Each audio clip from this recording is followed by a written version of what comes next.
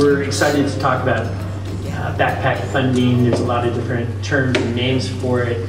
I am Tony Lewis. I'm with the Donald K. Foundation, and I was asked to moderate, which I'm happy to do. I think this is more of an exploration of student-based budgeting than it is a debate about whether it's good or bad. But I think this is a chance to have a discussion about it and to think about some of the big ideas around it, how other places are implementing student-based budgeting, how we might do that, some interesting thoughts about how to do that. And for those of you who don't know me, I like things as informal as possible. So we'd love for there to be lots of audience interaction questions. We'd like the panelists to present and then get into a discussion. I'll probably lead it off with some questions. Let's see, I was trying to think of some great story to tell you, some great anecdote about backpacks and funding, and even though I do a lot in the outdoors, I really couldn't come up with anything. But I was at Home Depot the other day, and an old friend of mine from when I worked at Outward Bound came up to me and said, "Oh, it's great to see you again, haven't seen you in a long time, what are you doing?" I'm doing foundation work. And he said, "Oh, that's great." He said, "I'm building a place up in the mountains and I could use somebody to pour my foundation." And I'm like, no, it's a different kind of foundation. But that's the only anecdote I can tell. So let me first thank the Independence Institute for pulling this together. So thank you and Pam for pulling this panel together. There are lots of sponsors. The Coalition of Cyber School Families, US, Parent-Led Reform, UCCS, Colorado Succeeds, Independence Institute, League of Charter Schools. Thank you all for helping sponsor this and be here. Most of our panel needs no introduction. The one who isn't here probably needs no introduction. That's Senator Michael Johnston. He will arrive, don't worry. We have Senator Keith King, Vinny Badolato, and Ben DeGrow, and I'm assuming most people know who they are. And so let me give you just a quick intro to this. One of the interesting things to me is just the terminology, right? And we all struggle with that in K-12 education. And backpack student funding, I think, goes by several names. Weighted student funding, student-centered formula. And while they all have some nuances and differences, I think what I want to do is try to lay out the definition of what this is so that we can all be on the same page in what we're talking about here.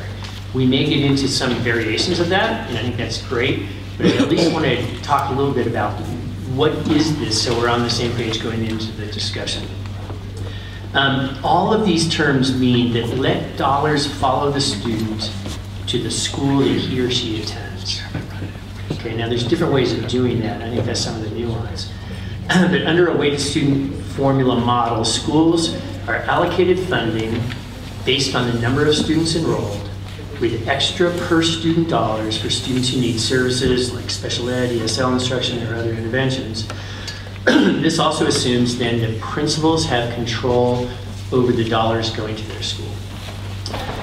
Examples of this, we have varying examples, and we have examples really on a continuum, if you will, of how much control those principals have of those dollars. So anywhere from a DPS where I'll be corrected, but say 50% of the money is on a student-based allocation model versus how much the district spends for that school providing services, to places like Baltimore, which is about 80%, Hartford is about 70%. So there's varying ways of implementing this and how much control and how many dollars you might want to send to that decentralized school site. Some would say then the next level of student-based budgeting is actually then allowing parents and families to take apart that funding and spend some of that funding on other courses, other educational opportunities, right? That's kind of, I think of as the next level down if you want to break that funding apart. So there's three principles that I've at least discerned to keep in mind around this. One is that funding follows the student to the public school of choice, right? We're not going to jump into the voucher debate or anything else. We're talking public schools, money following kids to public schools. It follows them to the site. The student funding varies based on the educational need. And the funding arrives at the school, and this is a little nuanced, in real dollars, right? It's not in FTE, it's not in staff allocations, it's actually in real dollars that school site spends and decides how to spend. So those to me are the three kind of principles underlying this. So to jump into this, I'd like the panelists to spend 7-8 minutes giving a perspective, talking, welcome Senator Johnston, about their thoughts, their ideas, things they want to put out to you as food for thought. We'll start with Ben DeGrow from the Independence Institute, then we'll jump to Senator Keith King, then back to Vinny from the League of Charter Schools, and then we'll let Senator Johnston wrap it up with his thoughts. So, Dan? All right, thank you, Tony, for the introduction. You're not on, buddy. It's good practice, Senator DeGrow.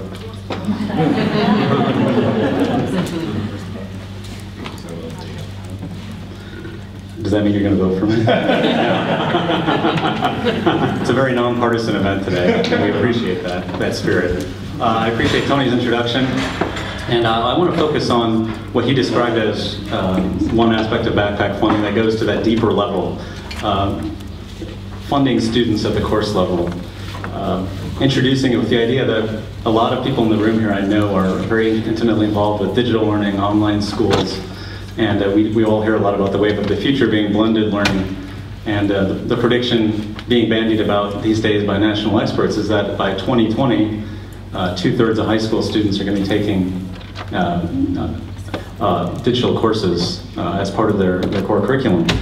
Understanding that this explosion in the way we deliver instruction is going to happen soon, I wanted to start off by considering a student's story, because I really like the way the event is titled, Financing Student Success. So I'm going to introduce to you somebody, a real student who actually lives in Elbert County, and had some great conversations with his mother. His name is Jacob, and he's a 16-year-old junior. He's a gifted student who goes to Kiowa High School. He's on track to be the valedictorian of his class. He's especially gifted in math and science. He wants to be an engineer. He's taken most of the required classes for his graduation. But he still wants to do the high school experience. He still wants to be part of the culture of his high school. And of course he wants that valedictorian piece, so he wants that experience. And for this to work, the funding has to, funding has to follow him to the school, and also has to provide other options for him. So how do students like Jacob get the maximum learning opportunity from the education dollar without having to leave their home school, the school where they're headquartered, let's put it that way, taking all the funds from their home district? I spent quite a while talking with Jacob's mom about what are the different options he's looking at for his senior year. He's already taken all these core classes. How is he going to get to where he needs to be ready for engineering courses at CSU? So he could, some of the options we talked through were he could attend his current high school at least half-time, and he could do a work-study, but of course he lives out in Elbert County, and there's a long commute to get to places like Castle Rock or Parker, where he would be able to do those sorts of things, and so he would just be filling his time. He wouldn't be getting the really enriched, rigorous courses he needs. He could open enroll into another high school with course offerings, but then he loses his friends, he loses his valedictorian opportunity.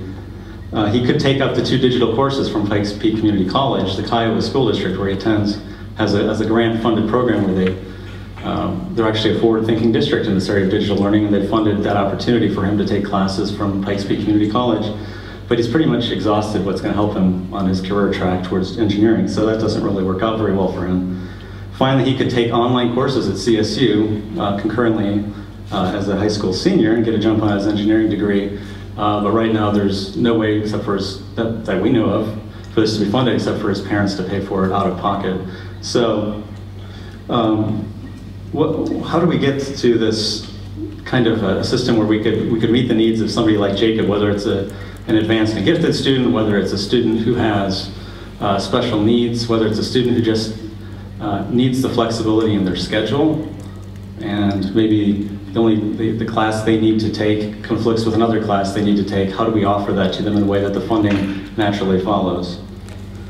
So everybody should have gotten one of these papers, Online Course Level Funding. You can indulge yourself and read it now. I wouldn't be too offended, I suppose. But what I'm going to talk about is based on the paper, and encourage you to take a look at it when you get a chance.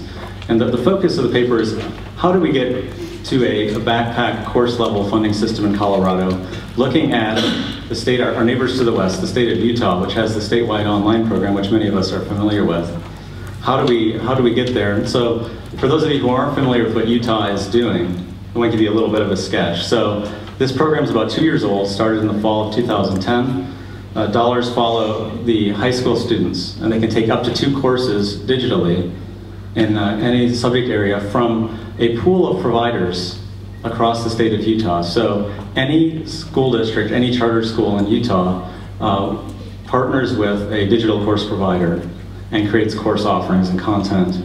And the student who enrolls in the statewide online program can take up to 2 courses from one of those providers. They have a full range of access and flexibility. And really, this is what this is about, is giving students and parents the utmost choices possible to customize their learning and make that possible. Well, after the first year, when they decided to give all the courses the same cost, they realized that this really wasn't a very equitable, a very market-based system, because some courses require more teacher involvement, some courses require more intervention, more activity. So pricing in a health or financial literacy class at the same rate as a calculus class wasn't working. So the legislature went back last year and came up with a tiered course structure, which I think is something Colorado could do as well.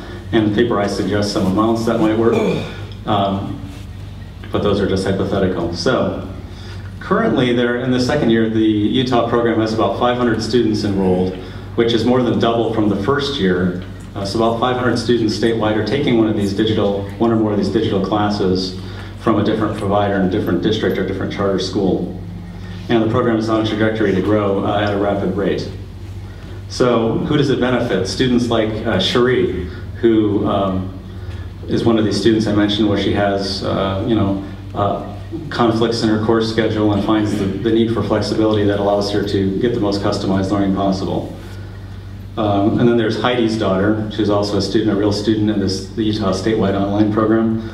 She, as a high school student, had no appreciation for math and science, but finding a way to access a math and science course and instructor that she wouldn't have had access to otherwise, and having the opportunity to engage the material over and over at her own pace, the content and competency-based manner, then she's really grown to love math and science. So there's a lot of potential for all kinds of students across Colorado. So basically, there are 4 reforms I recommend in the paper, because the chief barrier to this happening in Colorado is our school funding system. I know the big conversation this year is, how do we reform our School Finance Act? Some of these you'll probably hear. So very quickly, first, the funds should be distributed to schools based on multiple count dates, instead of the single October 1st count date. Colorado is one of only 3 or 4 states that still uses this method. And if that happens, then the funding only goes to the school when students are enrolled at the beginning of the year, and gives them no incentive to serve the student throughout the year. Second, dollars should be fractionalized or divided beyond full-time or part-time. Right now, the dilemma that Jacob faces is he would have to take at least 2 courses at his high school to be half-time. He would have to take, I think, 4 courses to be considered a full-time student. But what if you only wanted to take 1 course, or maybe even 2 courses from another provider? There's not a really good way to divide that money up into smaller segments so that there's incentive for the digital provider to serve his needs without depriving the school district. Third, PPR and categorical funds should be combined into a backpack funding system like we described here. And of course, that's necessary. The funding has to go through the student, has to be directed by the student, and not necessarily by district officials. And then finally, something that Utah has done is that 50% of the funding for the course goes to the provider after the student has successfully completed the course. In Florida, which has a similar model with the Florida Virtual School, it's 100% goes after the course is completed successfully. This, of course, gives the incentive to make sure that we're not just throwing money to fly-by-night providers that aren't really interested in helping the student. So that would be incentive. I think that we should also consider in the broader discussion of weighted student funding and performance-based incentives for providers, whether they be digital, traditional, or whatever. There are other challenges to making this happen, and I want to briefly offer up a few thoughts about how do we get from... And I'm going to start cutting you off. Just a few As thoughts. the moderator should. No, I appreciate because we're that. starting to run out of time. Okay, so quickly for implementation, a few things. And I'll just throw this out, because getting to a full-scale model of implementation statewide like Utah may be difficult. What I suggest in the paper is either to volunteer, having districts volunteer, or signing them up, maybe starting with a modest number of school districts participating in a pilot program to pool their resources and have students have access to at least a broader array of digital courses than the ones provided in their own district. And since I've been cut off, I'll leave it there. Thank you very much, Ben. Senator King. Thank you. Well, good afternoon. Thanks for coming. This has been a passion of mine for the 12 years I've served in the legislature, the School Finance Act, and Senator Johnston and I served on an interim committee and had a lot of fun doing that. And so my parting thoughts are on a piece of paper. I don't know if you all got them. There's some up here at the front of the desk if you didn't get them. First of all, on student-based funding and what we should do for students, I think the main issue for me is the students that are specifically getting funded for at-risk dollars. If we are truly concerned about helping those students that are really at risk, the money should follow those kids, whether it's at a charter school or whether it's at a school district. It should follow the kids into the school, because that's where the resources need to be to make a difference for those particular kids. So we do this kind of 3 different ways in Colorado currently. I don't think it's appropriate to do it 3 different ways. I think one of the things that should be done with the at-risk funding formula is to dramatically redo it and change it, and not only have free lunch be a consideration for what is considered to be at risk in the state of Colorado and ELL students, but also academic at risk. So what I outlined for you is I think there should be 3 criteria that we take a look at risk and trying to identify how do we move the kids that are having the most difficulty in Colorado to be able to graduate post-secondary and workforce ready. How do we move those students to an opportunity to be able to become proficient on CSAP and also be able to accomplish what they want to accomplish eventually with a vocation. So in Colorado, roughly currently today, 34% of the students right now are free lunch, and about 7% are reduced above the free and reduced above the free concept. So about 41% of those students are in that category. And some of these categories will be consistent across the board, but in students that are having trouble with CSAP, and I measure trouble with CSAP or TCAP, whatever you want to work today, is unsatisfactory. For example, in math, of the kids who took math, roughly 20% of all kids in the state of Colorado are unsatisfactory in math and doing way below what they should be doing. Number of partially proficient kids is 133,000, so we have a tremendous amount of kids in Colorado, frankly, that are at risk in math. And if we are ever going to try and get them to any kind of level of proficiency and trying to have them have an opportunity for success in that way, it will be a challenge for us. And so the 3rd category, English language learners, and trying to see what we can do for them and improve their situation, I think they need to have not categorical money, but a factor involved with what they're doing. So currently in Colorado, we are funding at-risk students at about $303 million as the factor goes. I think substantially, if we are going to make progress in trying to reduce that, we need to make sure the money follows the kid into the school. It's a school finance act, it's not a district finance act, it's a school finance act. That's where the difference can be made, and have an opportunity for those people in that school have a dramatic impact and try and make a difference for those particular kids. So I think we need to have a lot higher emphasis than what we currently have in the state of Colorado on the at-risk kids and trying to find a way to move them forward. On the other side of that, kind of on the back side of the page for you, if you want to look at it, I think we need to do performance funding for schools. and tie in at-risk funding, so as the kids hopefully move out of being unsatisfactory and partially proficient and they go to proficiency, that we reward districts for moving kids. And so we have an opportunity for those districts that are doing a great job with kids to have an opportunity to do that. And so through their school performance framework, Senate Bill 163, how we evaluate schools, to be able to fundamentally take a look at how we're doing with proficiency, academic growth, achievement gaps, post-secondary workforce readiness, and measure schools based upon the criteria that we've already set up. And then the other thing I think we need to do is focus on attendance and focus on average daily membership and give an incentive for districts and then schools for how they help their kids attend their schools. So that's the main focus I think that we need to do on student-based funding. I will mention a couple other things.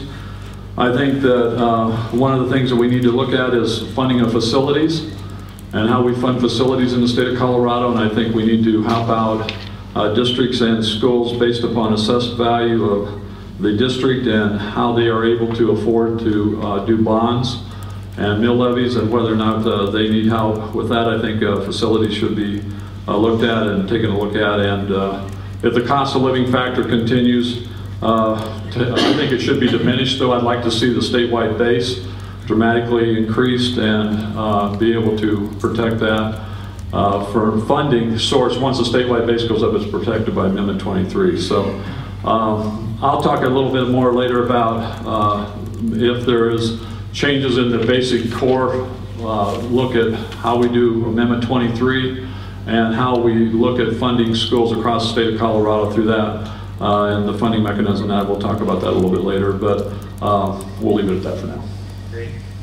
Thank you, Senator King. And just a couple notes. One is, as you can hear from Senator's remarks, you can't just talk about backpack funding or money following a kid without getting into a lot of questions around school finance, right? The whole School Finance Act, facilities is a great example of that. How do you fund facilities if you're backpacking 100% of the money to a student? How does that work? So how do you count students? How does that money flow? Do you look at performance of that school or that district in terms of truing up that amount per student? Do you give it all at once? Do you give it over time? So there's a lot of factors, right, involved. So I want to thank you for kind of reminding everybody that you can't just isolate backpacked funding without looking at a lot of other issues within the School Finance Act. I also want to just, I guess, call out, since he's on his iPhone, taking notes, oh good. I just wanted to thank Paul Lundeen, State Board Chair, State Board member, for being a big impetus behind getting us together today. And I'll give you a little time to think about some remarks maybe at the end that you could share with us as well. But thank you, Paul, for the push. Vinny, we'd love to hear from you. Thank you, Tony. Thank you to Independence Institute for having me up here. And just one comment about being up here. I'm always on that side of this table, so it's kind of nice to be looking down on everybody, especially when there are some senators and representatives in the audience. So it's nice to role reversal. You know, I have to agree with what Ben has already said, and of course what Senator King has already said in regard to how we need to think about reforming the School Finance Act. And I know that this is a right time for that. There's a little confluence of factors at play right now. There's been lots of discussions around the state about really getting in there and taking this, the way we finance schools apart and putting it back together in a radically different way. And I hope we don't lose sight of the radical vision and the opportunity that may arise from all these factors coming together at this time to really get smarter about how we finance schools. A couple of themes that were already brought up that I just want to echo before I get a little more into a couple of my own specific and charter school specific type needs. So really looking at getting smarter about not just student-based funding, but this course-based funding, and thinking smarter about how we can drive dollars into different directions based upon student need. Not just necessarily based upon student characteristics, which of course would be a pillar of how a student-based funding system would work, and really looking at students and weighting them on the different characteristics and driving the dollars down to where they actually attend school on a real-time basis. But getting more specific about what their needs are in terms of their academic performance, and what, especially as we approach high schools and as kids have all different types of needs, all different types of directions, all different types of accelerated ways of getting degrees, really thinking more smartly about course-based funding. Second, when we're talking about school funding in Colorado, and this has always been the case, and I hope we really start thinking differently about this case, we use districts as the unit of allocation. It's always district funding, district funding. We need to get smarter about that in terms of, if we're not going to do student-based funding, if we're not going to be able to get down to that student-based level, at least use schools as the allocation of what we're thinking about when we make these funding allocations. It's not necessarily the district that's educating the kids, it's the schools that are educating the kids. And as we move forward with more differentiated and varied types of school-based models, not only through charter schools, but through innovation schools, and even districts themselves using differentiated models within their own district traditional schools, we really have to start thinking more about how we get smarter about driving the dollars down to where the kids are and where the specific needs might be. And taking the discretion that currently exists out of the system as much as possible. So that way more of the dollars are driven down to where the kids actually are and where that need is. One thing, particularly for charter schools, and Senator King brought this up, are facilities and facilities funding. So the title of this is Financing Student Success. And and part of that is really driving the dollars to where their students are through an enhanced base or something along those lines. But when you look at charter schools and how charter schools are actually funded and how they operate, a large chunk of the dollars that are supposed to be for the classroom, the PPR dollars that are driven to the classroom, that are meant for the classroom, that the law says are for the classroom, are actually utilized to pay for facilities, because there is no real mechanism for paying for charter school facilities. We all know facilities are expensive. We all know we have a really strong need for facilities financing and something in this state. But for charter schools, it is really strongly out there. And we did a study back in 2008, and the numbers, the data is a little bit dated at this point, but it's still very relevant. And that study looked at facilities across the board in Colorado. And it's actually something we're doing on a national level now with a lot of different states and charter schools in different states. But what we found back then was charter schools are spending, on average, 15% of their per pupil revenue that's supposed to be for the classroom, educating kids, on their facilities and facility costs. That takes them well below the state-mandated minimum base for what should be driven to the classroom. And we know that with the financial crisis and the cuts and whatnot, payments haven't gotten smaller, but money that the charter schools are receiving have gotten smaller, so that number has probably gone up. We're hoping to renew and refresh that data in the near future so we can have a more richer picture of that. But really approaching, for charter schools, some sort of real facilities fix is key. A good example as to why this is important. Recently I was having a conversation with some folks from Peak to Peak, which is a K-12 charter school up in Boulder County, Boulder Valley School District. And they are not only top rated in the state, but top rated nationally as far as the school goes. And they've always been a competitive place to work and have, as far as teachers go, and as far as the waiting list is, it's extremely large. So they're a viable, really good option. Now they're concerned that Boulder Valley itself has been able to, and they've always been competitive in terms of dollars. Now they're concerned that Boulder Valley has been able to significantly increase the amount of dollars that they pay their teachers. And now Peak to Peak cannot stay competitive with them, with their Boulder Valley in terms of teacher salaries. So we're talking about financing student success, and we're looking at a school that's doing a phenomenal job of actually producing student success, but they run the risk of losing the teachers, and we know that quality teachers drive student success, losing the teachers potentially to Boulder Valley schools who could offer them a significantly higher amount of money. Why aren't we thinking about trying to help with these facility costs that are preventing this school from paying these teachers, from actually being and maintaining their competitiveness in the workplace for these quality teachers to stay? Some will stay, others may go. We know money is a big driver for people's behavior, so really thinking more and thinking smarter about trying to finance the facilities aspect for charter schools is a big deal.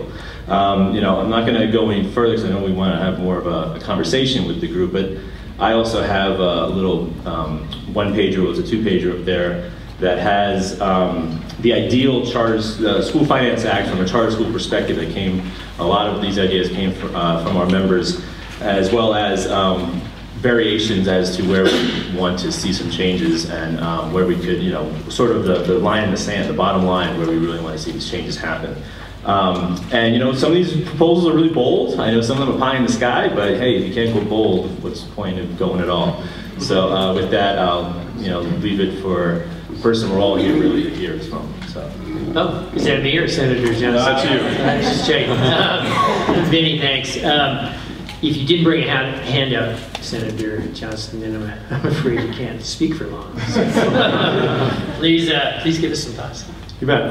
First of all, thank you everybody so much for being here. It's such a great gathering of folks invested in school finance. So thanks so much for taking the time to come, and thank you to the Independence Institute for hosting this. And I have to say, but I've said it before, but I'll say it again, brings back good memories, Senator King. The first time I ever walked into this building as a senator, I came up and sat next to you on this panel for that School Finance Interim Committee. And I learned very quickly then to find the smart kid in class and ask him questions when I didn't know what was happening, because I started really the practice of saying, well, what do they mean? What are they talking about? And I just have tremendous respect for how well prepared you always come to every one of these conversations. And I have, my dad would always say, any knucklehead can knock down a barn. It takes a real carpenter to build one. And I think that Senator King always comes with his own barn built. And sometimes there are things that I can't believe physically stand up on the ground. But they're creative and incredible and well thought out. And so I actually have a few questions for you on things I still don't understand on your list. So I have some questions for you when we get to it. So we will miss you tremendously on this panel.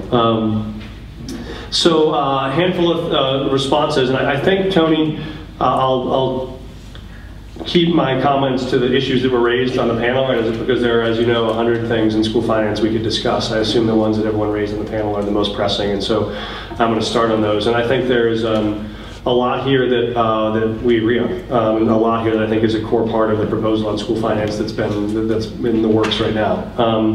And the first is, I think, to come back to Ben's list, I think the need to fractionalize the student days has to be a critical part of any proposal. And the short metaphor I gave is, when I was a kid, we got the Denver Post delivered to our house every day. And that was how we got all of our news. We got sports there, we got opinion there, we got news there, we got murders, we got statewide policy, that was it. Today, I still get the Denver Post delivered to my house, but I also get the Wall Street Journal online, and I get the Economist online, and I get the New York Times online when I can afford it, and I get Ed News on Twitter, and I get SportsCenter from ESPN.com, and I have fractionalized, in a sense, the way that I acquire information. And it doesn't mean that I still don't enjoy getting the Denver Post and sitting on my couch when my kids are all asleep and reading it in a relaxing way. But it does mean that I supplement that in given ways, because I know the Denver Post is never going to have the depth of sports coverage that ESPN is going to have, because they don't have 7 reporters to just cover the AFC North. And so that means that I've been able to seek out, through the vehicles that exist through technology, different ways to supplement my own learning.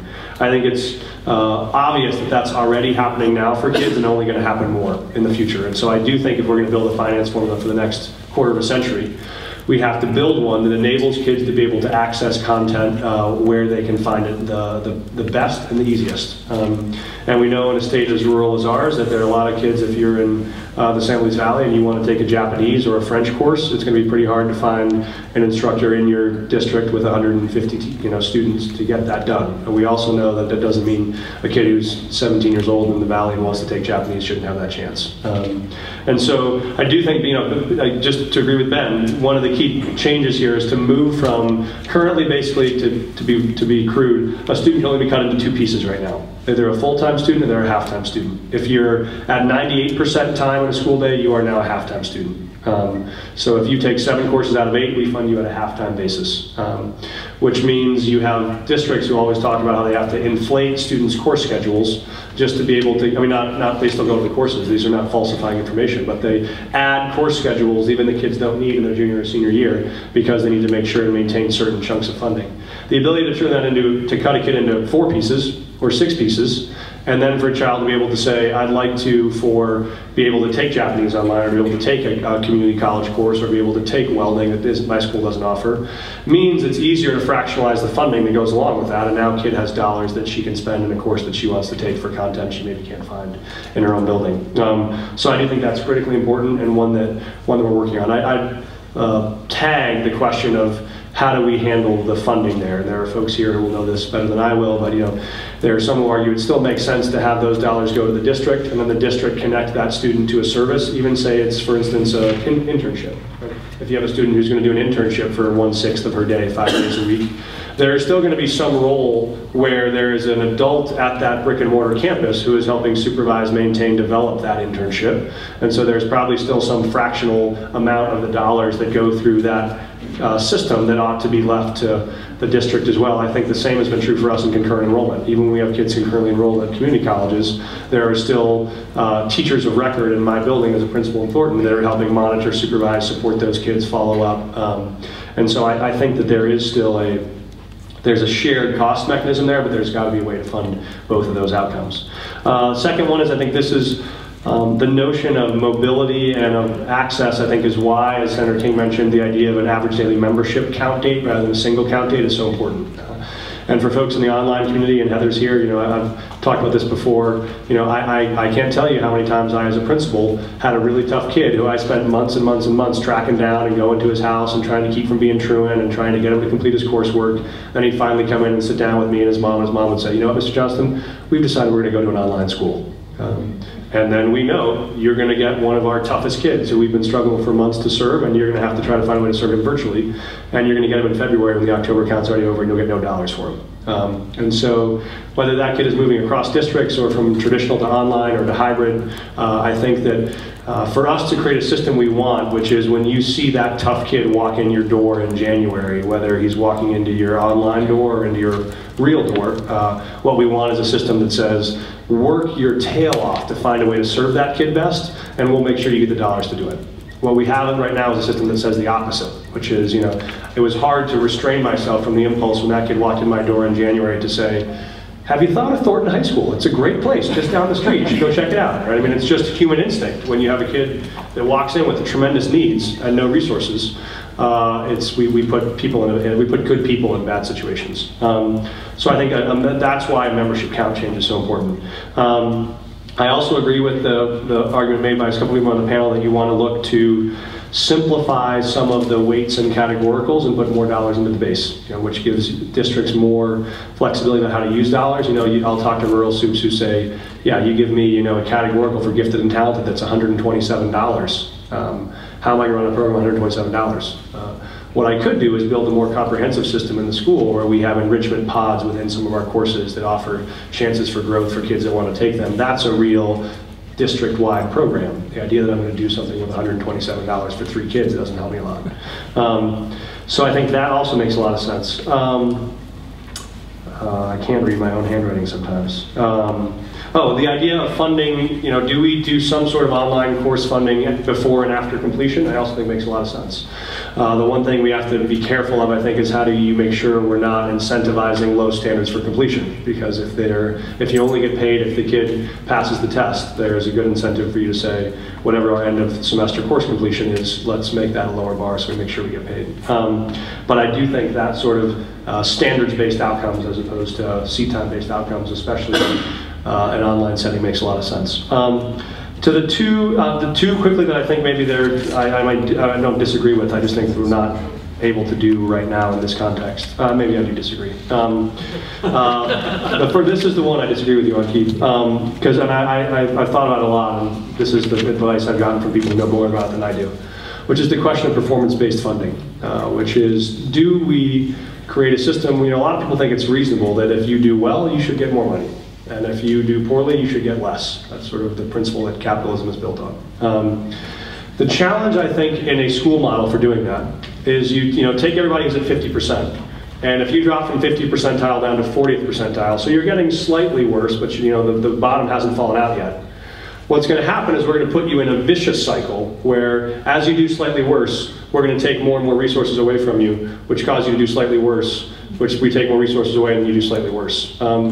My belief is actually, and I think, a more robust form of accountability, which is if you are at the 50th percentile and you start doing poorly, I think we ought to keep fully funding you at the same rate and give you the chance to make the adjustments you have to make to get better. So find a new principal, find a new curriculum, get more professional development in the system, restructure what you do. And if over 3 or 4 or 5 or 6 years with that funding you still haven't improved, then the answer is closure. Right? Then the answer is actually dramatic transformation and turnaround. It shouldn't be sort of starve you multiple years until you eventually die of starvation. It should be give you all the fuel you need to run well. And if over a long stretch of time you've had the chance with the resources you need to do well and you can't, then there should be a more dramatic intervention. But I don't think the idea of a gradual starvation is actually going to get us to more improvement or more fair improvement than you might see under a system that says, we know times are hard, you got a challenging population, things are getting tougher every year, we're not going to defund you, but we are going to expect improvement. So that's why I don't see a direct link between performance and funding on either the district level or the school level. Margaret Rosa, who came out to speak to our group, who's I think a real leading thinker on school finance, had said the same thing. And she's pretty crazy on some things. She's a good friend, so I can say that. I thought she would really push on this, and she actually said, here's why it doesn't make sense. You're starving them rather than giving them a chance to show if they can stand or not. And the last one, which is a very hard one, is the facilities question. And the challenge with facilities is, facilities has, just to be clear, facilities has never been in our school finance formula. It's never existed, and maybe Jane, correct me if I'm wrong, maybe as long as I've known it hasn't, so in the last 20 years it is not. And the backlogged overhead on facilities for the state of Colorado on the district side alone is around $18 billion. So if we just said, let's meet 10% of the facility costs, 1.8 billion, you would double the size of the negative factor overnight to just, if you tried to fit facilities into the school finance formula. And so I don't believe there is a way to fit facilities into the School Finance Act. And it hasn't been there before, I don't think it fits now. That is a significant problem we have to deal with. It's going to come through BEST. I think it's going to have to come through other solutions. I do think, however, there is a solution here for charters, which is, you're right, there are a lot of charters that are fighting and scraping to pay the bills on a building and still have money left to do the instructional things they want to do. To me, the big benefit here is if we do all of these dramatic finance reforms, and then we link these finance reforms to revenue increases because we believe we've built a more efficient and reliable and effective system that merits investment, and we're able to raise $1 billion or something at the ballot, which raises around $1,000 per pupil funding, so we just eliminate the negative factor that's been in place over the last 3 years. That means all of those charters have now $1,000 per student back in their pocket to be able to pay facilities costs. Does it solve the problem? No. But that's roughly 15 to 20% of your budget, and so for folks that are at 15 to 20% of their budget at capital costs, or at 30 to 35%, we've either gotten you down to 15% or we've gotten you to zero. And so I don't think it solves it, but I think it does give you more flexibility. Do I have 2 more? Can I share 1 more minute? So the last one I just want to say a little bit more on, because this is people treated this very thoughtfully on the panel, is the question of student-based allocation. And we've spent a lot of time on this. I talked about fractionalized funding, but I think it's fair to go in greater depth, because the question of what does it mean that dollars follow the kid, I think is the big question today. And I think there are 2 different questions here. One is what I'll call allocation, and one is what I'll call autonomy, which is the allocation question is, can we actually show real transparently and understand where every dollar the state spends goes? And when we at the state level put in place a formula that says we're going to put a 10% or a 20% or a 40% weight on kids that are at risk, and we at the state level are paying 70% of the price tag on a student's education, I think there is a viable state interest in us knowing that that money we are paying attached to those weights is getting to a school where that at-risk kid is. And so I think one of the things we're trying to look at on the allocation side is there a way for us to have a pure allocation that identifies all the students' characteristics and identifies for every principal, based on the 574 kids in your school, what should your school allocation for budget be based on the statewide formula. So if you have 500 kids, and 200 of them are ELL with a 20% weight, and 200 of them are at risk with a 20% weight, and 100 of them, or 90 of them are traditional and 10% are special needs. The state formula says, by that math, the revenue your school generates is $4.7 million. And then I think each district should account for, okay, your school's been allocated $4.7 million, and here's where that $4.7 million goes. You're paying $75,000 to support the district human resources office. You're spending $120,000 of your budget comes out of supporting the district interventions team. You're spending $42,000 to support the superintendent's office. You have 30 FTE that cost you a total of $2.3 million. You have 4 custodians that cost you a total of $120K. And now, if every school in the state had that kind of income statement, now you as a principal could look at that and say, wow, I have a first grade that's got 30 kids in a class, and I have 20 kids there that have significant language needs, and I'm spending, pick your inefficiency, I'm spending $80,000 on custodian. Could I spend $40,000 on custodian, have my teachers take out trash, their own trash cans 3 days a week, and add another para to my first grade class that has extra needs? I think that is the kind of productive allocation of resources you get at the school level when you have a clear allocation by school of what your school ought to be getting and what it's actually getting. What I think this also makes possible is a flag if there is a school that's under or overfunded.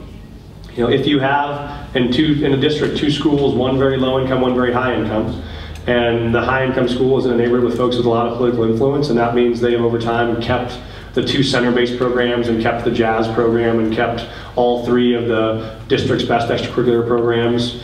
It would be important for us to see an accounting of the fact that this school should be pulling in $1 million. It's actually pulling in $1.4 million. And not saying there's not a reason to do that, but the folks should know that. Because that means there's probably a school across town that's supposed to be pulling in $1 million that's pulling in $600,000. And if the district, there may be very good reasons to do that. And a lot of people have centralized needs for which those, you know, if there is a center program that's very expensive at one school, it should be more expensive. But I think to allow that kind of transparency means that principals, parents, teachers, students, the district is entirely clear about what you spend. You know, when I get my allocation from my wife, I'm very clear about what I can spend and how to spend it. I'm much more measured about how I do it once it's in my own hands, right? And so, for me, the example when I was a principal was our superintendent came to us and said, here is what we're spending on school resource officers.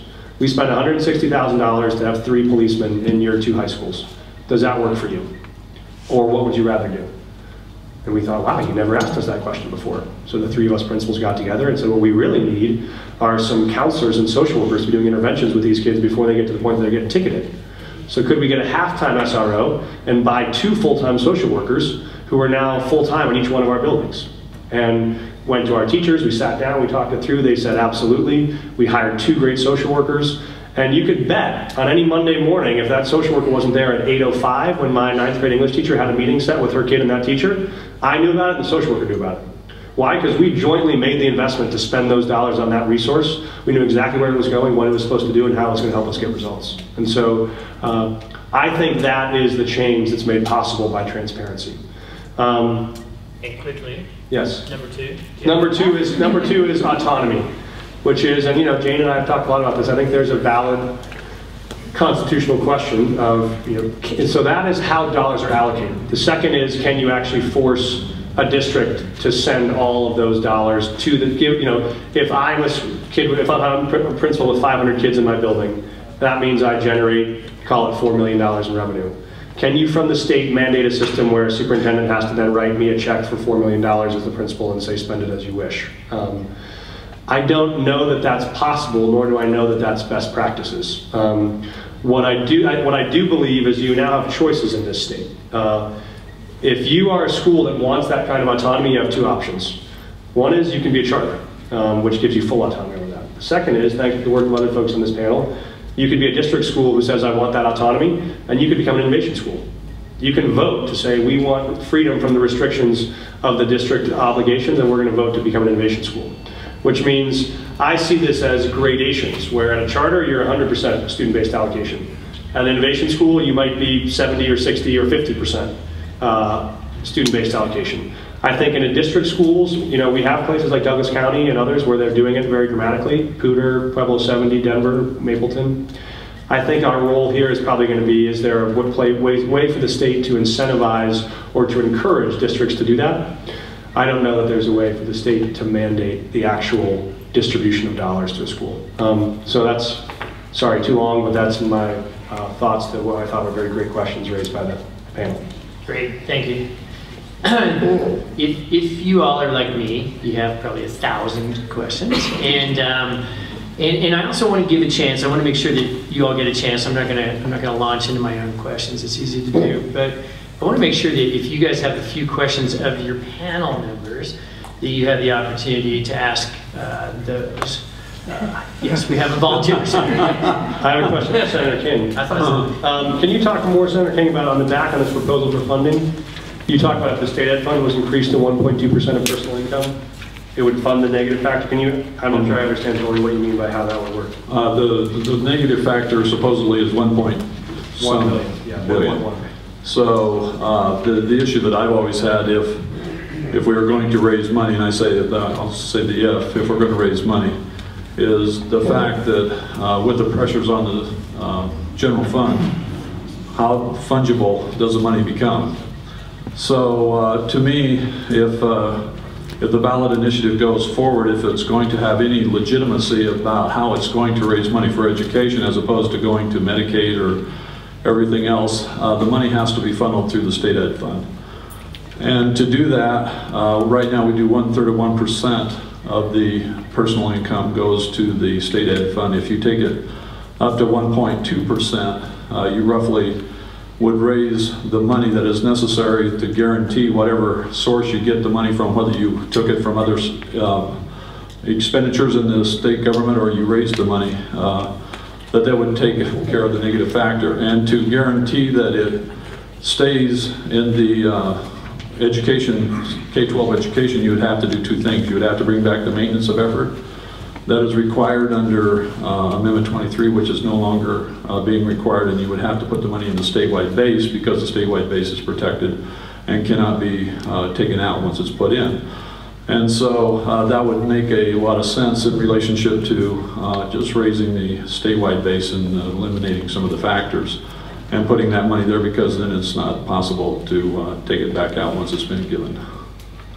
So you're saying if you just raised the equivalent of 1.2% of personal income, however you did it, and you put it all in the state ed fund, in the state ed fund, you would be assured that the only vehicle through which it's spent is K-12? As long as you have maintenance of effort and as long as you put it in the statewide base, you cannot put it into factors. Vinny, I think you had a question, perhaps of Senator Johnston around capital. I do. And, you know, I appreciate your opinion on facilities. I think we'll continue to disagree on the whole idea of facilities, at least in regard to charter schools. And, you know, as part of Section 54 of Title 22, there is the charter school capital construction allocation of $6 million done on a per pupil basis. So there is a basis for at least charter school financing of facilities. But going to the rationale of raising the base, therefore there's more money to spend on facilities, it still does not alleviate the issue that we're spending per pupil revenues on facilities. We just have more of per pupil revenues to spend on facilities. But it's still what a district or a traditional school would have to drive to the classroom if they so choose.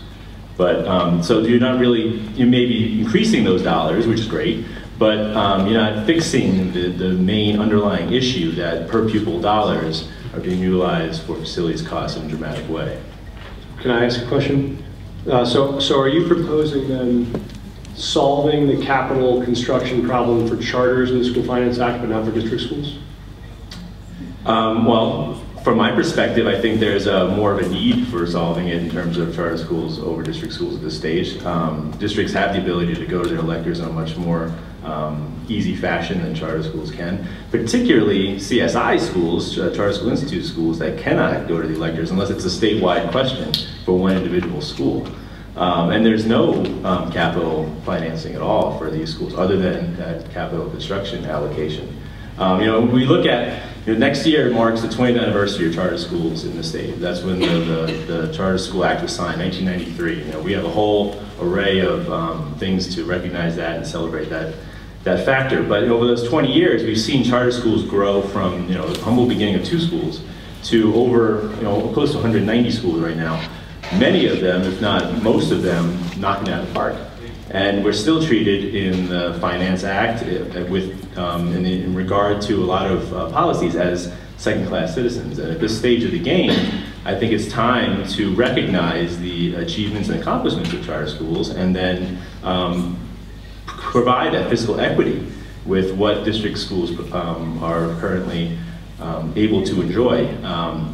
We talk about the phrase, and the phrase is constantly or frequently used about charter schools do more with less. I don't like that phrase very much because yes, we do more with less, but what could we do if we had more? And what could we do if we were at the level, even close to the level of what a district school conceivably can have? So that's kind of my position and my members' position in terms of where we need to think about and be smarter about charter school and charter school facilities. I mean, my quick thought is I think the School Finance Act, as it is now, is actually equitable across those 2 structures. I think what you're asking us to do is make it inequitable, which is to say to put a premium in for charter school facilities that is not in for district facilities. And so I think the push for charters over the last 20 years has been treat us like everybody else. Allow us to have the same opportunities, the same funding, the same access to dollars, the same access to bond capacity. I think that is the opportunity, and I think that so I don't take it away as a problem. But I think that the responsibility of the Finance Act is to try to create equity, and actually the challenge here is capital construction is not touched by the rest of the Act. I think that aside, yeah, there is a different bonding capacity. Charters do have access to bonding capacity because of legislation that you and Senator King and others have worked on. But you also have charters have disproportionately, and I think this is to their credit, better networks of philanthropy and private fundraising than district charters and the district schools do. And when you talk to district principals that do fundraising, there are normally all sorts of constraints about how many fundraisers a year you can do, what you can do with them. And so I think that there's a combination of that's not the only source, but I think that you've heard all the complaints which I've responded to on your behalf probably from folks who would say, oh well, the SST is only doing well because they raised a bunch of money from Gates, and that's why. I think that's not the case. But I do think the case is that they are in a brand new $16 million building that they built with philanthropic dollars, and because they're great entrepreneurs, find a way to make that happen. And so I think that the district relies on bonds through its parent base. I think the charters rely on fundraising through their parent base. It's a different scale, it's a different strategy. But I think that it's one that what we want to do is when we touch capital construction, like best, make it equitable and make charters have access. But I don't think it would make sense to say we're not going to solve the $18 billion of unfunded district capital construction costs, but we will put in place $5, $50, $100, $200 million of capital construction for charters. So we may agree to disagree on that one, but for me it's about what do we do to make charters equal partners at this table, not to make them privileged partners at the table. Whether it's through BEST, it's barely touching the problem. There does need to be a much more comprehensive solution and not kind of the piddling solutions that we've come to so far.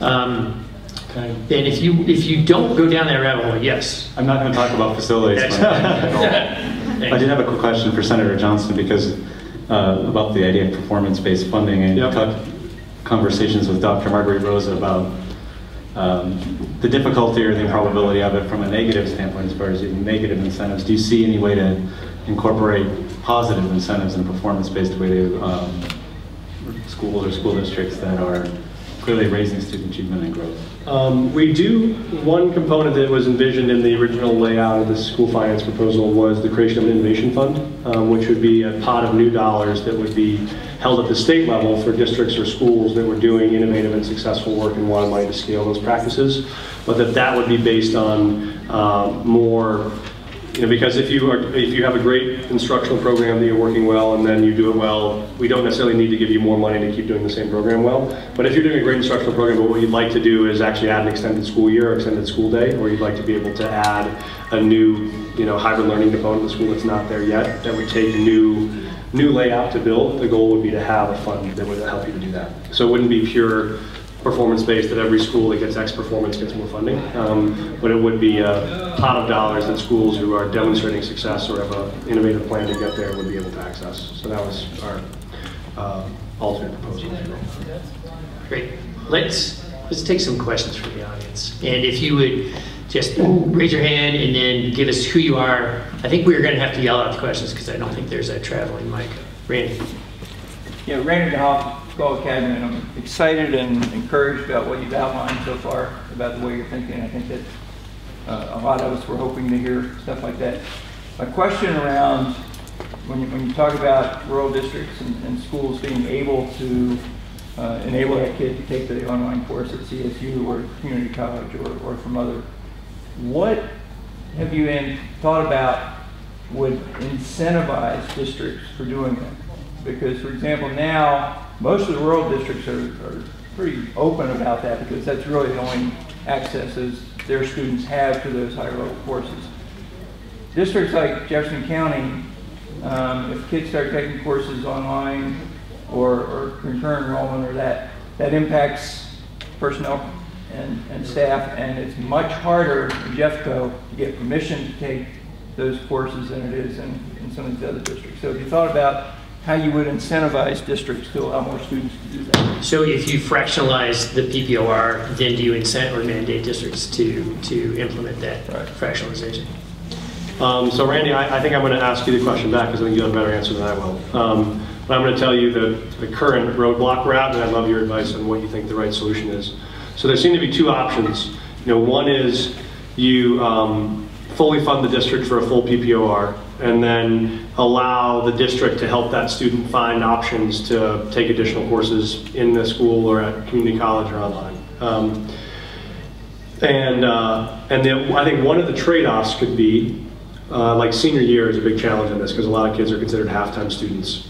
So one of the trade-offs could be, could you fully fund students as full-time students even if they're on closer to half-time caseloads or half-time course loads, with the idea that districts are using that other half of the funding to be able to help identify other enrichment or additional coursework opportunities outside of the school day.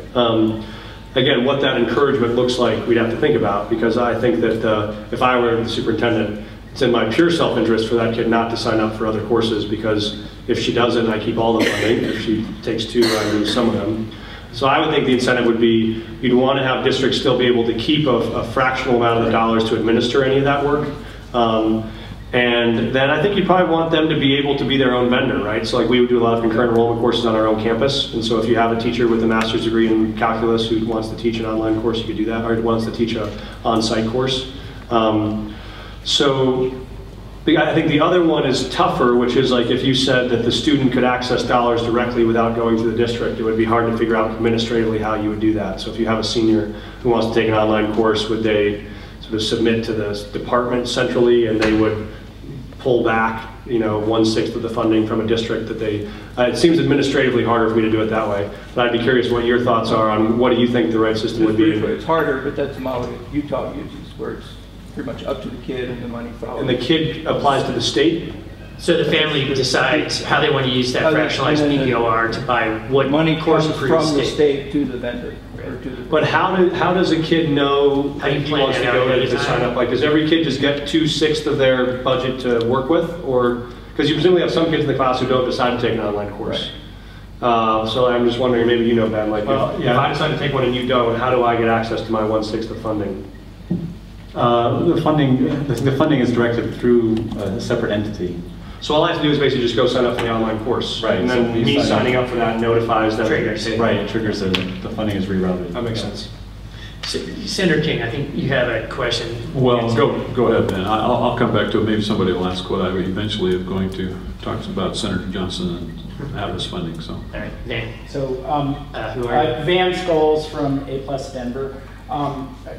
Curious, sort of in the name of the equity issue, just curious, I don't think I heard folks talk about the size issue, and I was just wondering if money were to follow kids, and if money were to follow kids to schools more than to districts, what does that mean and how does that impact, let's say, small charter schools versus larger CMOs versus small districts versus larger districts?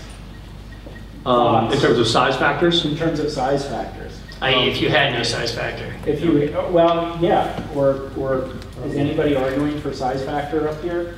I am, in part. There was, and this was one of those things I've learned through the process I didn't know before. I think I had the sense in my ignorance that there was a great deal of inefficiencies in the size factor, and we could make a big impact on that, and that would solve our finance problem. The size factor as it stands right now is $250 million, which, as Senator King pointed out, is about 25% of what the cost of living adjustment factor is, for instance. And of that $250 million, $140 million of that size factor money that's dedicated for small districts who have diseconomies of scale, 140 million of that goes to large districts. Because everybody gets a size factor, and so if you're Douglas County or Denver, a size factor times 70,000 adds up much faster than if you're Lamar at a size factor times 120. And so I don't think that the 110 million we're spending on size factors in small districts, I think there are real diseconomies of scale. There's a way to improve that. Like, I think that some states have gone to what they call an isolation factor rather than a size factor. So it's predicated on the distance between schools rather than some places where you might have 6 districts in a county because they all just grew up with different football teams and they don't want to come back together. So I think that you could look at slightly different criteria, but I'm not convinced that that 110 million is better spent in other locations, given the, when they drop 8 kids, that's 10% of their budget in some places. And so I think that's why this wouldn't change that dramatically in the small places. I think it's fair to look at whether the 140 million of the size factor that's spent on large districts makes sense. But I'll defer to other. Paul. Paul Fiske, I'm with the School of Public Affairs at CU Denver. It's sort of a two-part question, I guess, and really about people.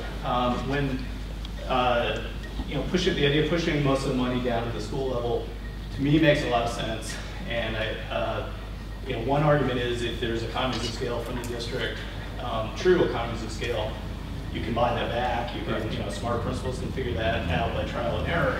But one of the general comments I've heard in this domain as well, we're asking a lot of our principals, they have a whole lot of other things to do. Are there enough capable principals to figure out what they would do if they had all their money and how they would use it well? And the answer may be simple, and as you said, you love to have all that money, and we do think there's a lot, but I think that's a fair question about that. Parallel question, I guess, to the parent or family level. If you give, the examples you've given have been like exotic language classes online. Rick Hess, I think, talked to versions of this group about, using the other language providers rather than teaching. Right, Rosetta Stone or whatever. And those are great examples, but it doesn't seem to me it gets nearly to your example of the Denver Post versus everything else we do on the internet, right? So, do parents accept maybe exceptional kids, Ben's example, at the high school level? Below that, are there really going to be a lot of breakout, backpack, fractionalization pieces, and what are those going to look like? I just have trouble envisioning what that is. I see in my own kid's school, Khan Academy being used well, and Khan Academy being used terribly. So just saying it's out there and somebody's going to sign up for it, I don't see where that's necessarily going to improve the system. So I guess, back to the question, principals, parents, there's a knowledge issue here and a savvy use issue that, I hope people can figure out, but I think it's a fair question about whether they really can. And if they don't, will that actually improve education? Like, will that? Maybe it doesn't make it any worse. Yeah, but will it actually improve it? I'm sure this will be highly unpopular here, but I believe in free markets. And that was a joke, by the way. I think that you're right. I think that, Paul, what's going to happen is we're a handful of years away from, I think we're getting there, where once there's the possibility for that fractionalized money to move, then you'll have vendors who will come into the space and will say, you know what, we do a 1-unit algebra course, and we know you're taking algebra right now at your district level, and that's great, but if we had other providers who could demonstrate it, if Open Online started doing individual courses that any student could sign up for at East High School, and you could get into Math 1 at East or Math 2 at East, or you could go to Math 3 online, and that was available. And if they provide an actual superior product that parents are happy with and kids are happy with, and I think then you'll see that market build, and Khan Academy is probably the very start of that. So I think you're right. I don't know that there is bustling demand for it right now. But I think that I think where we'll see it most is in high school concurrent enrollment and reduced day and those kind of options. But I would hope that if you had, as we get to multiple learning styles with kids, you may get to places where you have a parent and a teacher who are just saying, I think there would be another setting that'd be better for this student to learn even math or language arts or social studies, and this might be one of the interventions. He's going to do an online course in the back of the room, and I'll swing by and check on him, but we think that works better for his social skills than what he's doing now. So I don't think it's going to be widespread, but I think if it's an intervention that a parent and a kid and a teacher like, it seems worthwhile to have. I just want to jump on that really quick and say I don't think it should be that kind of challenge shouldn't be a hindrance at the policy-making level, and you can't take for granted what dynamic changes can take place as far as how consumers, being parents or principal school leaders at the school level, can adapt. Understanding that changing to a culture of that autonomy and that control at the student-based funding at the school level will take time for principals to become acculturated toward, but it shouldn't be an obstacle at the policy-making level. Charter schools do it, so. Jane. Please introduce yourself. Yes, I'm sorry, Jane Urschel with the School Board Association.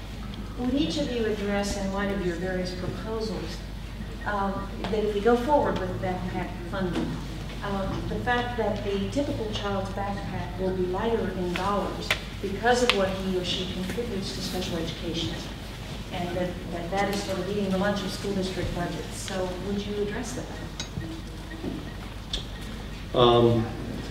I will. I'd be happy to, because let's have Senator King. Good, because what I was going to say is I will address it because I agree with Senator King. Senator King. Yeah. Let me, before I address special education, let me talk a little bit about at risk, because many of the special ed kids are at risk and they need special interventions. So I have a different perspective about how we do at-risk funding in the state of Colorado, which I think goes part way to solving how we help special ed kids.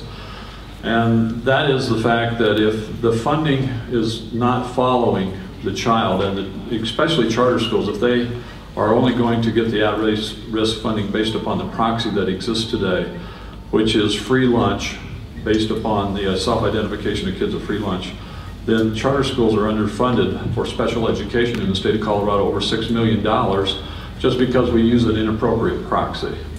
So for me, the lack of fairness of the issue on how we do at-risk in the state of Colorado needs to have a fundamental change, especially for special ed kids in charter schools. Because if we are not going to require the funding, Senator Johnston and I disagree on this a little bit, because he says that the at-risk funding should be left up to the discretion of the school board on how they use it among their schools, but yet the school, a charter school, is still part of that school district, and yet we allocate the restriction of those dollars to that school based upon whether the proxy for at-risk funding works. And just one final comment on that, then I'll talk a little more about special education. The proxy is especially discriminatory against high school kids in charter schools.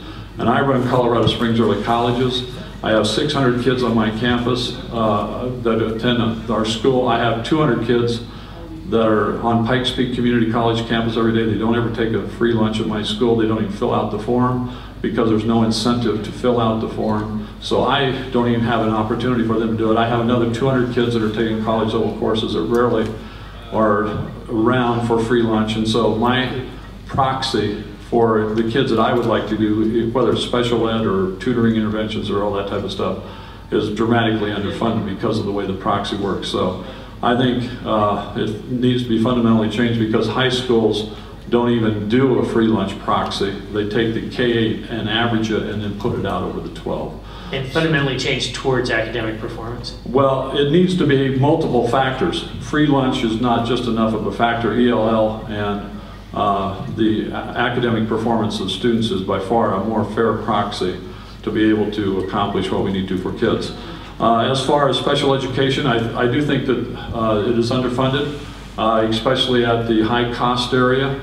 And I'd worked on this as a legislator and tried to find a way to make sure that the high cost kids do not take away the majority of funding from the other kids that are funding schools. But part of that, I think, is a necessity for each school system to have its freedom and flexibility on how it meets the special education needs of the school and the students that attend that school. And so we do take money away from every student for special education funding, and that's a federal issue as much as it is a state issue. And if we're going to solve it at the federal level, it's going to be more problematic than it would be at the state level. And it's through categorical funding. If we're going to do something with categorical funding, I think it would be better to emphasize the areas that need extra funding as opposed to those who don't, and special education would definitely be one of those. Does that answer your question, Jane? It's a start. Okay, because I guess part of what I'm hearing is feds don't fund special ed well, state doesn't fund special ed well. And if you then backpack that student funding by school, what does that do to special ed students? Is that a fair portrayal? Special ed students to the regular students. Yeah, yeah. How does it work with special ed, if you will? Other thoughts? I just add that I think the way that it works is you have to start backfilling some of the hole in special ed funding.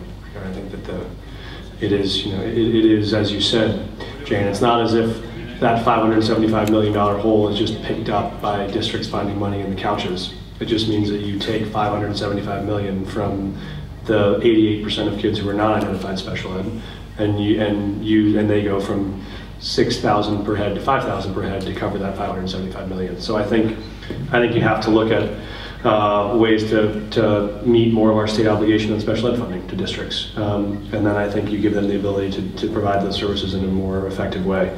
I actually agree with Senator King. I think that the high-risk pool is a good place to start. It's actually smaller than the other pools, so we could potentially cover the entire thing with increased revenue. I think it's around, is it around 130 million? I think it's, and then the Tier B is 12 to 15, and Tier A is like 450. They're quite large. So, so you could eliminate the risk for districts. For folks, sorry, that was a little overly wonky, but the high cost fund is a fund for if you have a special ed student who costs $500,000 a year. You know, she has multiple disabilities, requires 24-hour care, requires a nurse. Districts are required by federal law and by Supreme Court ruling to meet whatever the cost of any special needs kid is, period. There is no amount of dollars that are too much for them to pay. And so it is sort of like a opposite version of the lottery, which is if you are a small district that just happens to have a kid move into town with a significant disability.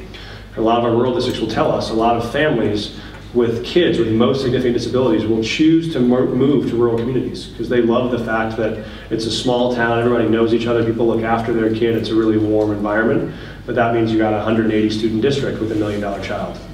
And so one of the things we found is we could cover far more of, right now we only cover up to $25,000 of that cost. The district has to apply to get the money back. They don't often get it back. And so we could essentially do a much better job of risk spreading on that insurance pool and cover the whole thing. I think it's a good place to start. Other questions? Yes. Yeah, I'm Sheila Atwell with Jeffco Students First. And just to throw a whole nother wrinkle into all of this, speaking of eating into the general fund spending, you mentioned it's interesting on the charter schools, 15 to 20% of your budget is for facilities. It ends up being that much. I spent the better part of the last year in terms of debating these tax increases in discussing para. And a lot of our parents are coming to understand that 15 to 17% of general fund spending goes directly into para. So that is a lot of dollars, really. And I guess how do you factor that in when we're talking about a state that's already just raised about $1 billion in taxes? How do you get them to contribute more when they're coming to understand that a huge chunk of it goes to para? So you need to kind of address the entitlements as well, I think. And let me tag on to that question, Senator Johnston. Maybe you could take a whack at the question of, is para part of the School Finance Act rewrite? And if not, why not? So I think Colorado was a little bit ahead on this, in that 3 years ago, my first year, we did Senate Bill 1, which was an overhaul of para, and we spent a long time looking at the actuarial tables of the funding of para, and you're exactly right. They were all going bankrupt by around 2030 or 2025. And so we took some dramatic steps in Senate Bill 1. We reduced current retirees' cost of living adjustment. We increased the percentage of share that employees have to pay, We allowed employers to shift more of that cost back to employees. I think, I'm not sure the disposition now, but the state's been sued by several groups who have said that actually what we did was already in violation of statutory program. I think the disposition right now is that the court ruled that you cannot do the one, Senate Bill 1, and it's being appealed. Okay, so there you go. So we had an aggressive intervention which would make the system actuarially sound on these trajectories. And actually, to your point, the school division was one of the most troubled divisions. So we have now, in the last couple of years, asked our employees to pay a lot more of their own retirement accounts. And so the question, then I'll be done. You can respond. Sure. And so what we have now is, the debate now, which Senator King and I have had a couple of times, is about what the rate of return on the para fund is. And if you believe that it comes in at a 7 to 8% rate of return, we will be solid. There are folks who don't believe that that's the case. I'll tell you. In 2042. It's a 25-year trajectory. As an example, the last 25-year trajectory had a 9.2% rate of return. So we could underperform the last 25 years of the portfolio and still be solid over the next 25 years. And so it's a long-term investment. I think we have to watch it to see if, in fact, we find that rate of return to be unrealistic. But I haven't seen, I chair the finance committee, so we spend a fair amount of time overseeing para. I haven't seen enough data yet to indicate that original projection is far enough off that we have to go back and readjust it, but we're certainly watching that year to year. Well, that wasn't so much the issue as the pushback that I got from our district, and quite honestly, there was no change in the contribution rates for the teachers or the employees in the district. All the increase, at least in Jefferson County, is picked up by the taxpayer and by the district. They kept insisting that there was nothing they could do, so please go to the legislature and take care of that, that there was nothing they could do about adjusting how much the contributions go up really high on the taxpayer side, but they haven't moved for the teachers, at least in Jeffco, perhaps in other districts. We should touch base after this, because the bill that I voted for did include increases on employee contributions, so we should talk about that. And actually, I think, I don't want to go down the pension track any further in this, probably, although I have to tell you, it's one of my favorite topics. It seems hard to believe, but I think it's actually one of the important topics we need to address as a state, both what some would call the pension shortfall, others would call it just a long-term obligation, and the way the system is designed, the impact of that on the human capital question is actually a huge question. Are you attracting the right people? Are you rewarding the right people? Are you exiting the right people? So I would suggest this would be a great next topic for the Independence Institute to gather some folks around and have a great discussion, because I think it requires the time to go much deeper than we can today on pension reform. And I love to, this is the only audience in which folks think there is not enough in this school finance proposal, so that's great. You're right, so the para, capital construction, there are a number of things we're not addressing. This will not be the silver bullet for all of K-12, but there are a whole boatload of things that we are trying to address. Absolutely. Tim Farmer with the Professional Association of Colorado Educators. So sometimes you hear that when it comes to per pupil funding, that charter schools actually receive less per pupil than district schools. Can somebody explain exactly how that process works and why that is, and how could backpack funding sort of remedy that fact? Is it because it goes to the district skims them off the top and then send it to the charter schools? Or I guess, how does that process work, and how does backpack funding address that? Let me first turn to Senator King. And the reason why they do receive less money is because of the way the factors work. You have a statewide base, and then the factors are built upon top of that, and those factors are not evenly distributed between district schools and charter schools. There's the size factor does not exist for the small charter schools, and so they get a different type of funding. My favorite type of funding for phantom students is for giving education to kids that have not been in the district for 5 years. Doesn't exist for charter schools, and that's over, I think it's roughly $27 million that goes to district schools for educating kids that they don't educate. So there's no mill levy overrides for many of the charter schools across the state of Colorado unless they participate with the district. There's none for CSI. And the facility funding for capital is not there. So that's why the difference is pretty dramatic. And then finally, I'll just mention it again, it's the way we compute at-risk funding in the state of Colorado is very discriminatory against most charter schools just because of the way we count the students that are in the charter schools and whether or not they are eligible for free lunch. So the proxy is wrong. I think charter schools serve the same number of free lunch kids and in general as what their districts do, and they don't get the money. And by the way, if it's a CSI charter school and at Colorado Springs Over College, if I have less kids eligible for free lunch based upon the count, that is not a good proxy. The district gets to keep it, so it gives the district more money than it does to the charter school because the funding is coming through the district to the charter school. So there's about 3 or 4 ways that charter schools get less funding, specifically through the School Finance Act, and that would be, I think, really problematic for any kind of ballot initiative of any kind to go forward if there is not equity for charter schools, because roughly 10% of all kids now, I think, are a little bit higher. I don't know whether this Vinny is that are in charter schools, and I think they are going to make a huge difference of whether or not there's fairness, especially on the at-risk calculation, as to whether or not they support it or not. Isn't it also 95% of PPR? Isn't there a 5% off the top for fixed costs? Or is that not? Am I wrong? That's the maximum that they can take. Maximum. Up to 5. Right, but then there's lots of other variations within contracts that also reduce those dollars, and a lot of times, even though the law says that they do have the right, there's restrictions and you know, it's kind of strong arming around different types of purchases that charter schools are required to make. So it's a lot less, absolutely. Just one other clarifying question for Keith. Are charters not eligible for the size factor because of a statutory exclusion, or it is just by practice they're not considered to be a district that's eligible? They're not a separate unit, they're not a separate LEA. Not an LEA. And so since they're not a separate LEA, they do not qualify for the size factor, the same size factor status that a small school district would. And there's also another... Cost of living adjustments they would get, right?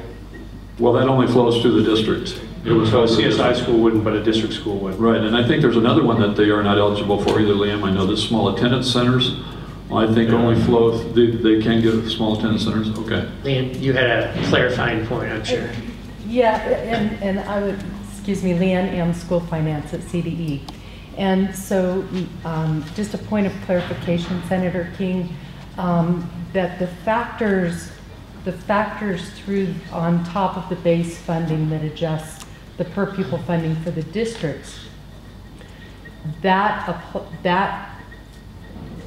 gets you the per pupil funding in the district, and that per pupil funding then goes to the charter schools.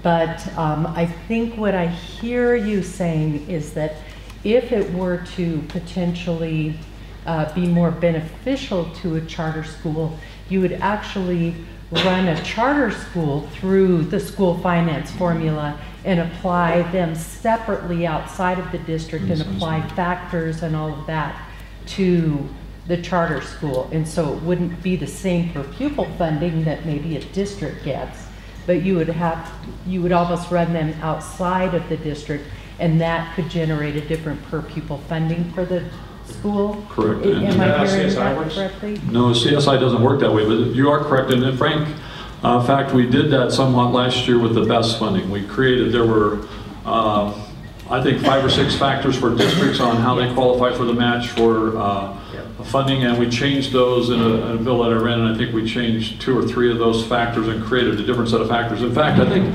that would be maybe a more equitable way to do it, is to separate out the source of funding and allow a charter school to have its own set of rubrics that it does that are more parallel to what the district is, and more parallel to the factors of the districts, and that would by far create a more equitable situation for charters.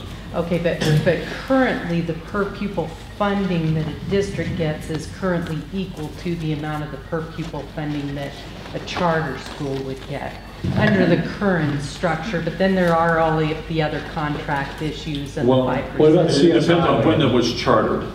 If it was chartered at the Institute, it is the same PPR. If it was chartered after the Institute, it's based upon at-risk, and it's a different dollar amount. With the alternate at-risk calculation. Yeah, okay, it's based on the at-risk population of the district where they operate, or what's it based on? Pre-2004. there's two different ways it's done. I think actually, this is a great place. we're the only 5 people. That conversation, exactly. I mean, everybody else is blazing over. So actually, not if you actually look at a real clock, that thing's a little wrong. So I actually do want to bring this to a close to be respectful of your all's time.